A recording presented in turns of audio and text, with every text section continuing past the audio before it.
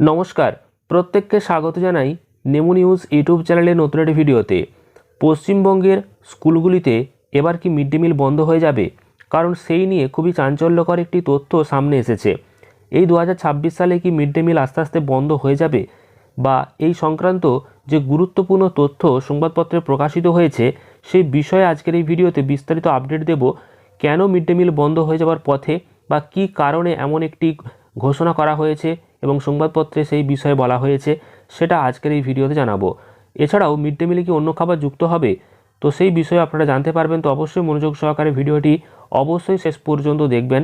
তার আগে এই ভিডিওটিকে লাইক করুন এবং পরবর্তী আপডেটগুলো পেতে অবশ্যই চ্যানেলটিকে সাবস্ক্রাইব করে পাশের বেল আইকনে অল প্রেস করে রাখুন।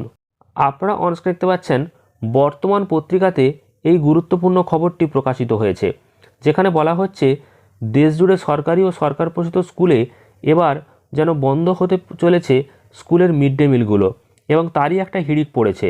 সরকারি তথ্যই বলছে যে গত 5 বছরে উদ্বেগজনকভাবে বেড়েছে স্কুলছুট পড়ুয়ার সংখ্যা, আর তার জন্যই এবার স্কুল শিক্ষা দপ্তর তরফ থেকে এক হতাশজনক চিত্র সামনে নিয়ে আসা হয়েছে। বিগত 5 বছরে কেন্দ্রের পিএম পোষণ অর্থাৎ যে মিড ডে মিল প্রকল্প, সেই মিড ডে মিল প্রকল্পের আওতার বাইরে চলে গেছে 84,000-এরও বেশি স্কুল। অর্থাৎ এই যে 84,000 স্কুল, এখানে আর মিড ডে মিল দেওয়া হয় না পড়ুয়াদেরকে। এই সংখ্যার নিরিখে রয়েছে 3 ডাবল ইঞ্জিন রাজ্য সরকার, যার মধ্যে রয়েছে উত্তরপ্রদেশ, মধ্যপ্রদেশ এবং অসম। কিছুক্ষণ বাদে আপনাদেরকে পশ্চিমবঙ্গের চিত্রটাও দেখাবো। তো বুধবার সংসদে এই তথ্য পেশ করে কেন্দ্রীয় শিক্ষামন্ত্রক জানিয়েছেন, কিন্তু কেন এই কেন্দ্রীয় প্রকল্পের আওতার বাইরে চলে গেল হাজার হাজার স্কুল, এ বিষয়ে সুস্পষ্ট কারণের উল্লেখ না করে সমস্ত দায় রাজ্যগুলোর ওপরেই চাপিয়ে দিয়েছে মোদী সরকার।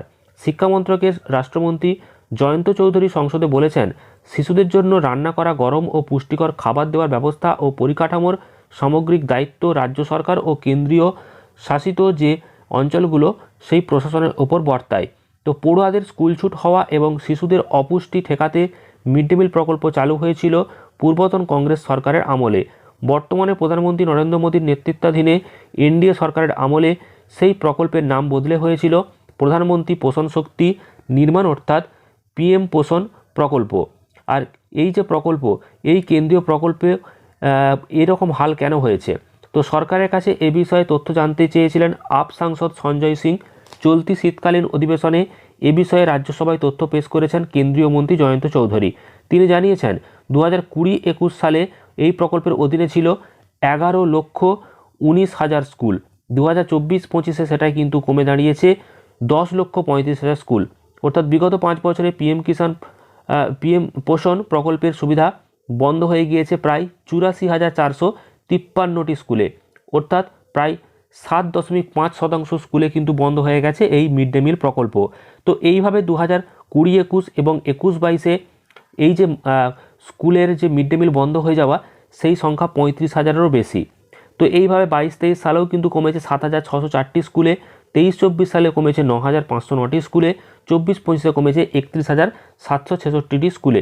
অর্থাৎ এই সমস্ত জায়গাতে আর পড়ুয়াদেরকে রান্না করা যে খাবার, সেই খাবার আর দেওয়া হয় না, অর্থাৎ মিড ডে মিল প্রকল্প এখানে বন্ধ হয়ে গেছে। তো সংসদে পেশ হওয়া এই যে কেন্দ্রের তথ্য, এই তথ্যের নিরিখে যে রাজ্যগুলো রয়েছে তার মধ্যে হচ্ছে উত্তরপ্রদেশ, মধ্যপ্রদেশ এবং আরও একটি রয়েছে, সেটা হচ্ছে অসম। তো এখানে সবথেকে বেশি মিড ডে মিল প্রকল্প বন্ধ হয়েছে। তবে পশ্চিমবঙ্গের যে চিত্র সেটা কিন্তু অনেকটাই ভালো, সেটা হচ্ছে 2,156টি স্কুলে বন্ধ হয়েছে। তবে পশ্চিমবঙ্গে 2,156টা স্কুলে কিন্তু মিড ডে মিল প্রকল্প বন্ধ হয়েছে, এটাও কিন্তু কম নয়। তো আস্তে আস্তে পশ্চিমবঙ্গ মিড ডে মিল বন্ধ হয়ে যাচ্ছে। তার একটাই কারণ, স্কুলছুট পড়ুয়ার সংখ্যা বেড়েছে, অর্থাৎ পড়াশোনা অনেকেই আর সরকারি স্কুলে করতে চাইছে না, যার কারণে স্কুলে যাচ্ছে না, অনেকে প্রাইভেট স্কুলে পড়তে যাচ্ছে। যার কারণে যে সরকারি স্কুল, সেই সরকারি স্কুলেতে ছাত্রছাত্রীর সংখ্যা আগের থেকে অনেকটা কমেছে, যার কারণে এই মিড ডে মিল প্রকল্প বন্ধ হয়ে যাচ্ছে। হয়তো আস্তে আস্তে মিড ডে মিল প্রকল্প পুরোপুরি বন্ধ হয়ে তার পরিবর্তে হয়তো কোনো শুকনো খাবার বা অন্য কোনো ব্যবস্থা হয়তো হতেও পারে। যাই হোক, এই বিষয়ে আপনাদের কি মতামত অবশ্যই আপনারা কমেন্ট করে জানাবেন। আর পরবর্তী আপডেটগুলো পেতে অবশ্যই চ্যানেলটিকে সাবস্ক্রাইব করবেন। এছাড়াও ভিডিওটি ভালো লাগলে প্রচুর পরিমাণ লাইক এবং শেয়ার করে দেবেন। ধন্যবাদ।